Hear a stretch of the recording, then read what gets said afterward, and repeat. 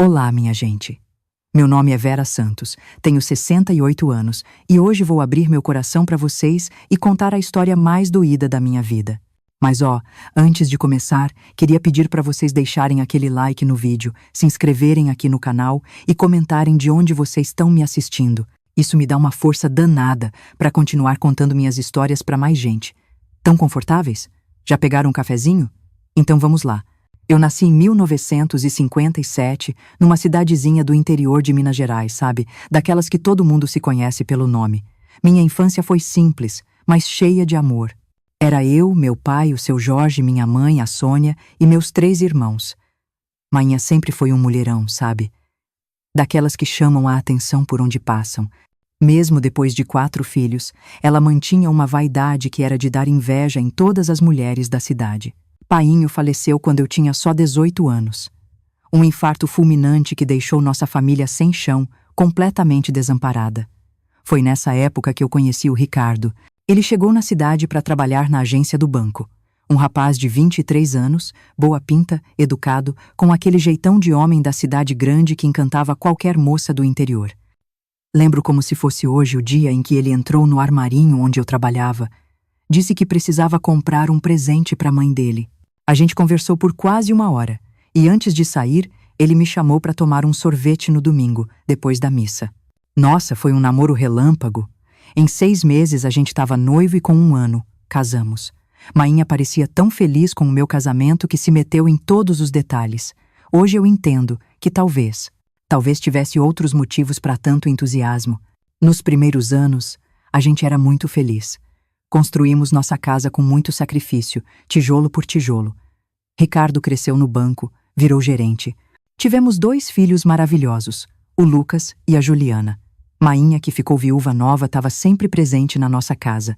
Que sorte a sua ter uma mãe tão prestativa, diziam minhas amigas.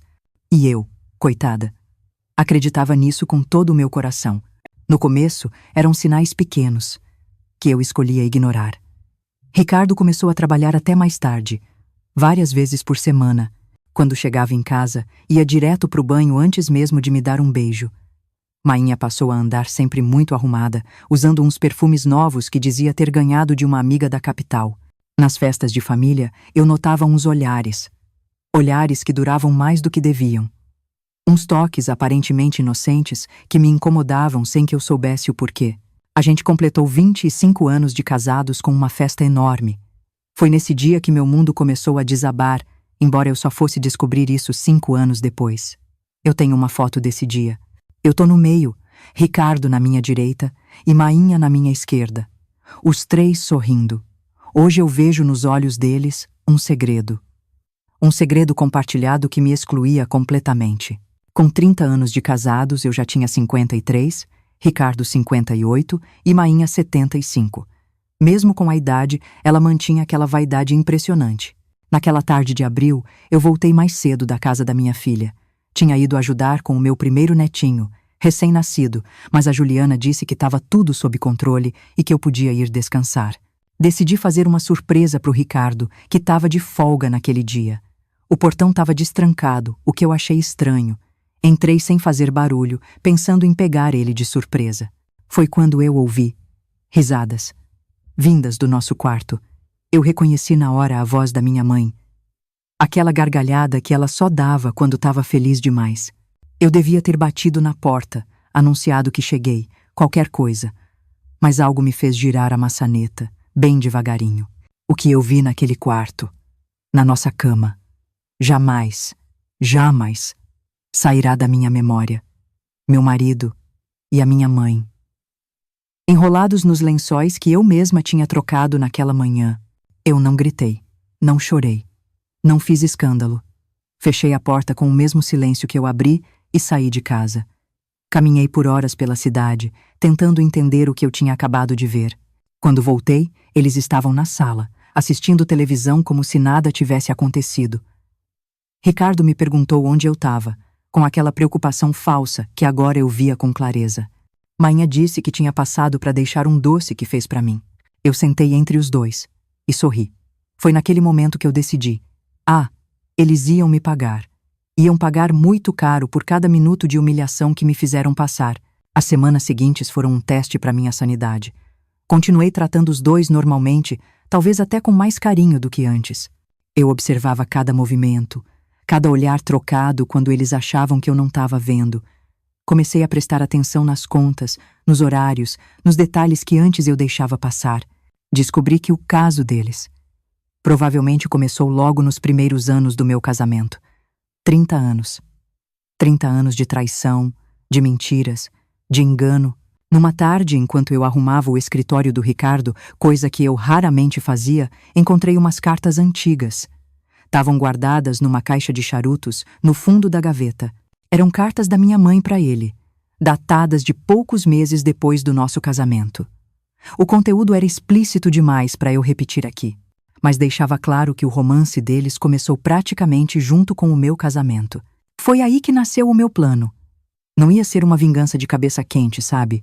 Movida pela raiva. Ia ser algo calculado, frio, que ia atingir os dois exatamente onde mais doía.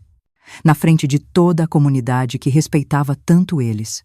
Comecei sugerindo para o Ricardo que a gente devia renovar nossos votos de casamento para comemorar nossos 30 anos juntos. Ele hesitou no começo, mas eu insisti tanto que ele acabou concordando. Mainha, claro, se ofereceu na hora para ajudar com tudo. Vai ser a festa mais linda que essa cidade já viu. Ela prometeu. Mal sabia ela que estava ajudando a preparar a própria humilhação pública. Durante 6 meses, eu planejei cada detalhe daquela festa. Convidei todo mundo da cidade. Amigos, família, colegas de trabalho, vizinhos. Ninguém podia faltar. Contratei o melhor buffet, decoração impecável, música ao vivo. Gastei uma pequena fortuna, mas eu sabia. Cada centavo ia valer a pena. Ao mesmo tempo, comecei a mexer minhas peças no outro plano. Abri uma conta secreta no banco e, aos pouquinhos, fui transferindo umas quantias do nosso dinheiro.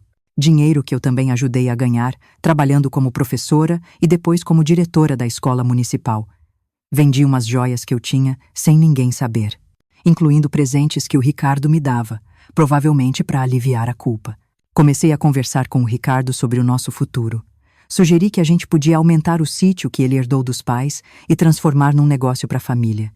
Ele amou a ideia, principalmente quando eu disse que a gente podia construir uma casinha lá para nossa aposentadoria. Para ficarmos só nós dois, eu disse, segurando as mãos dele e olhando naqueles olhos mentirosos.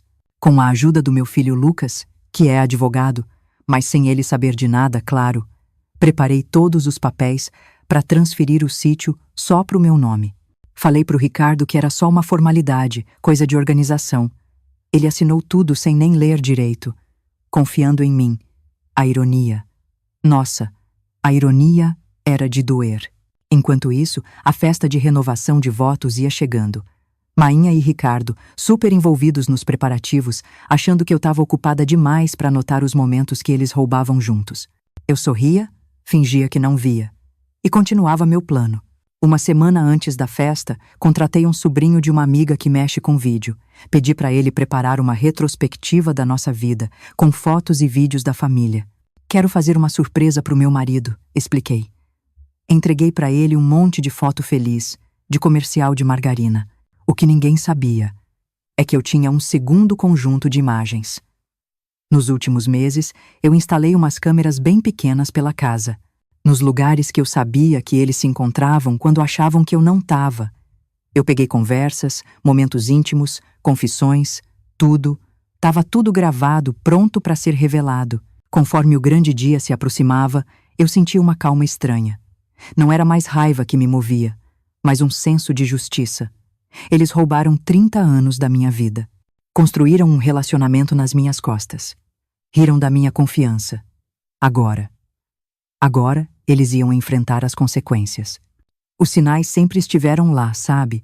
Como aquelas rachaduras na parede que a gente só passa uma tinta por cima e finge que o problema sumiu. Mas ele continua lá, crescendo em silêncio. Até que um dia a casa toda ameaça cair. Lembro de um Natal, acho que em 1975, a gente tinha uns 2 anos de casados.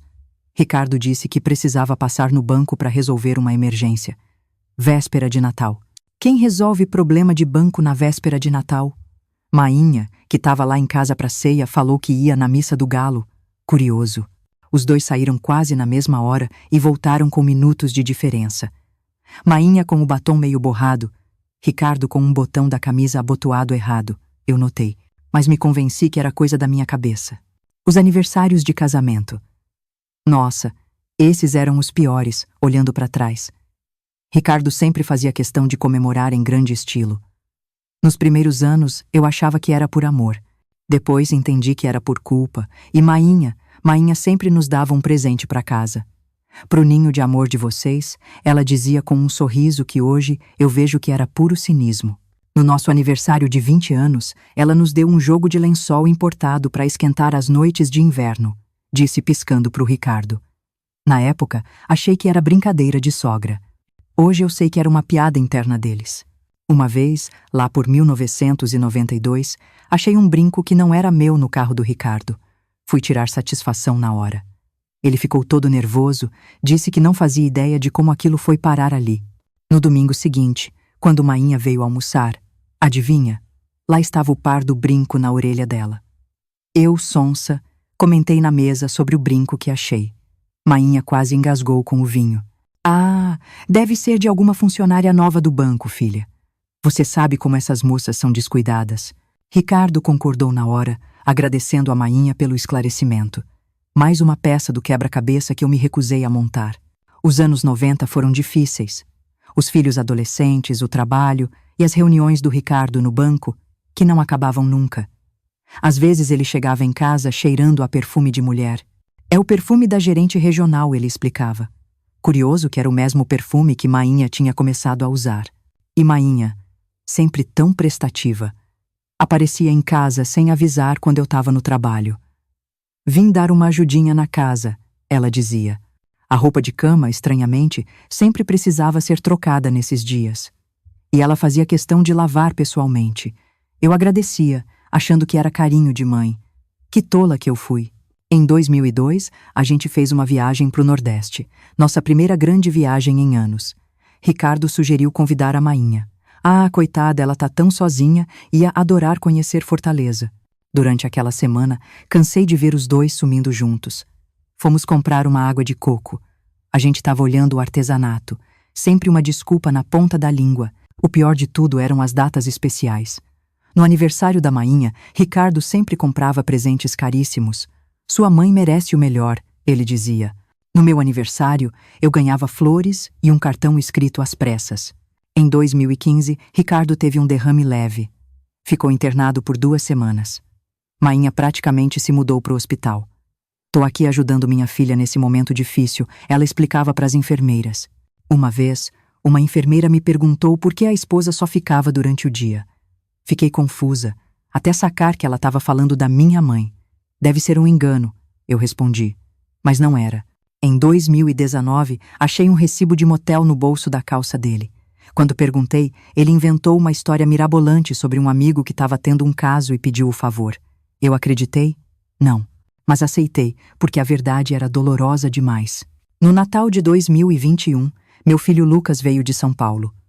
Durante o jantar, ele comentou, sem maldade nenhuma: Pai, tenho visto seu carro direto lá perto do prédio da vovó. Que bom que o senhor está cuidando bem dela. Ricardo quase engasgou com o peru. Mainha derrubou a taça de vinho. Pela primeira vez, eu me permiti pensar de verdade naquilo que eu suspeitava há décadas. Aí veio aquela tarde de abril de 2022. A descoberta final. Irrefutável. Depois de 30 anos vivendo uma mentira, eu finalmente encarei a verdade. E ao contrário do que eles podiam esperar, aquela verdade não me destruiu. Me libertou. Me libertou para planejar, nos mínimos detalhes, como eu ia reconstruir a minha vida. Depois de expor a deles ao julgamento público que eles tanto temiam, depois daquela tarde que mudou tudo, eu voltei para casa e fiz o que ninguém esperava. Absolutamente nada. Não gritei, não chorei na frente deles. Pelo contrário, beijei o Ricardo, agradeci a Mainha pelo doce e segui a minha rotina. Mas por dentro, um interruptor tinha virado. 3 décadas de cegueira viraram uma clareza que doía. Naquela noite, deitada do lado do homem que me traiu a vida toda, eu comecei a traçar meu plano. Não ia ser nada de cabeça quente, ia ser algo calculado, frio, com a mesma paciência que eles tiveram para me enganar por 30 anos. Comecei a anotar tudo: datas, desculpas, olhares, revirei minha memória. Cada página que eu escrevia era uma facada, mas confirmava o que eu já sabia. Era um relacionamento paralelo, que durou a vida toda. Em maio de 2022, comecei a parte financeira. Pedi para ver os extratos do banco com a desculpa de planejar a nossa aposentadoria. Foi um choque descobrir que o Ricardo tinha uma conta separada, que recebia dinheiro todo mês. Ele disse que era uma previdência privada, uma surpresa pra gente. Eu sorri e fotografei tudo secretamente. Em junho, abri uma conta só pra mim. Comecei a passar uma graninha pra lá, aos poucos, pra não dar na vista. Vendi umas joias, dizendo que tinha emprestado, perdido. Em agosto, com a desculpa de modernizar a casa, instalei umas câmeras bem pequenas. Não no quarto, claro, mas no escritório, na varanda, lugares onde eles cochichavam. Botei um gravador no carro dele também. E as provas começaram a aparecer. Gravações, mensagens, fotos, tudo. Guardei tudo, com cópias, em vários lugares. Foi em outubro que achei a pior parte. Ele transferia dinheiro da nossa conta para a conta da minha mãe, a Decadas. Nosso dinheiro. O dinheiro do meu trabalho, da nossa economia. Aí veio a ideia da festa de renovação de votos. Num jantar, falei alto na frente dos amigos. Amor, não seria lindo a gente renovar nossos votos nos 30 anos de casados? Ele ficou branco, mas não podia dizer não na frente de todo mundo. A semente estava plantada. Mainha, claro, se ofereceu para organizar tudo. Mal sabia ela. No Natal, usei meu filho Lucas, que é advogado. Pedi ajuda para organizar os papéis do sítio que o Ricardo herdou. Falei que era uma surpresa para a aposentadoria dele. Lucas preparou a papelada transferindo o sítio só para o meu nome. Na noite de Natal, entre um brinde e outro, dei os papéis para ele assinar. Nosso presente de Natal antecipado. Querido, ele assinou sem ler. Naquele momento, o único bem que era só dele passou a ser meu. Janeiro e fevereiro foram os preparativos da festa. Contratei tudo do bom e do melhor. Paguei uma parte com o dinheiro que eu juntei. Falei pro Ricardo que ia fazer um vídeo de retrospectiva para passar na festa. Uma surpresa. Ele ficou desconfortável, mas o que ele podia fazer? Entreguei pro rapaz do vídeo um monte de foto de família feliz. Mas, secretamente, eu montei o meu vídeo. Com as gravações, as mensagens, os extratos bancários, tudo. Em março, aluguei um AP em outra cidade, só no meu nome. Preparei uma mala com meus documentos e coisas importantes e deixei na casa de uma amiga. Na primeira semana de abril, semanas antes da festa, eu confrontei minha mãe. Sozinhas. Mostrei uma das gravações. Ela desmoronou. Tentou culpar o Ricardo. Eu só disse uma coisa. Quero você na primeira fila da festa. Vai ser uma celebração inesquecível. Os últimos dias foram de uma calma assustadora. Eu sabia exatamente o que ia fazer. Na noite antes da festa, dormi como um anjo. De manhã, beijei o Ricardo e disse: hoje vai ser especial, né? Ele, todo nervoso, respondeu: com certeza, querida. Um dia para recordar. Ah, se ele soubesse. Nisso, ele estava certo. Seria um dia que ninguém jamais esqueceria. O dia 15 de abril de 2023 amanheceu com um sol lindo. Parecia que até o céu estava do meu lado. Eu acordei com uma determinação que nunca senti na vida. Ricardo estava tenso. Nervoso com a festa, querido? Perguntei, toda sonsa. Um pouco, ele respondeu. Às 7h30, Mainha ligou. Querida, já tô indo pro salão supervisionar tudo. Não se preocupe com nada. Obrigada, mamãe, respondi, com a voz mais doce do mundo. Não sei o que seria de mim sem você. Cada palavra tinha um peso que ela nem sonhava. Fui pro salão de beleza. Me dei esse luxo. Escolhi um vestido azul marinho, chiquérrimo. Não branco. Não tinha inocência nenhuma ali para celebrar. Queria estar deslumbrante. Cheguei no salão de festas às 2h da tarde. Mainha estava lá, mandando em todo mundo. A decoração estava perfeita. O palco pro meu show estava montado. Será inesquecível, mamãe. Eu garanti, enquanto checava com o técnico de som se os 2 pendrives, vídeo 1 e vídeo 2, estavam prontos. Ele me deu um ok discreto. Chegamos no salão às 6h da tarde. Mais de 200 pessoas, amigos, família, colegas de trabalho, todo mundo ali para celebrar nossa união duradoura. A cerimônia começou. O celebrante, um amigo nosso, Falou de amor, compromisso, fidelidade. A ironia era tanta que me deu vontade de rir. Ricardo, do meu lado, não parava quieto. Mainha, na primeira fila, com um vestido verde esmeralda, a cor favorita dele, não tirava os olhos dele. Então chegou a hora. Peguei o microfone. Antes de renovar nossos votos, anunciei. Preparei uma pequena surpresa. Um vídeo da nossa jornada. Olhei para o Ricardo. Ele ficou pálido. 30 anos dão muita história para contar, não é, querido? O vídeo começou. Lindo. Fotos do nosso casamento, do nascimento dos filhos, natais felizes. A plateia suspirava. Ricardo até relaxou do meu lado. Coitado. Mal sabia ele. Depois de 7 minutos, a tela ficou preta. Silêncio. E quando a imagem voltou, não era uma foto. Era uma gravação do nosso escritório, de Ricardo e Mainha. Num momento de intimidade que não deixava nenhuma dúvida. Um murmúrio tomou conta do salão. Ricardo congelou do meu lado. Mainha se levantou, mas parecia uma estátua. E o vídeo continuou. Implacável. Mensagens de texto na tela bem grandes para todo mundo ler. Áudios deles, com as vozes que todos conheciam. Os extratos do banco. E por fim, eles discutindo como iam continuar se encontrando depois da festa. Quando as luzes acenderam, o silêncio era total. 200 pessoas olhando de mim para o Ricardo, para a Mainha. Meus filhos, na primeira fila, em estado de choque. Eu caminhei, calma, até o microfone. Minha voz saiu firme. Como vocês podem ver, estamos realmente comemorando 30 anos hoje, eu disse, bem devagar. 30 anos de traição, de mentiras. De um caso que começou antes mesmo de eu casar. 30 anos em que fui enganada pelo homem que jurou me amar e pela mulher que devia me proteger. Ricardo tentou falar. Vera, por favor, a gente pode explicar. Afastei a mão dele. Não há nada a explicar. As imagens falam por si. Virei para os convidados. Agradeço a presença de todos. Infelizmente não vai ter renovação de votos hoje. Mas eu tenho alguns anúncios. Tirei um envelope do bolso. Primeiro, os papéis do divórcio já estão prontos. Meu advogado te liga amanhã, Ricardo. O pânico nos olhos dele. Mainha desabou na cadeira. Segundo, o sítio que herdamos dos seus pais, Ricardo. Aquele que você passou pro meu nome no Natal.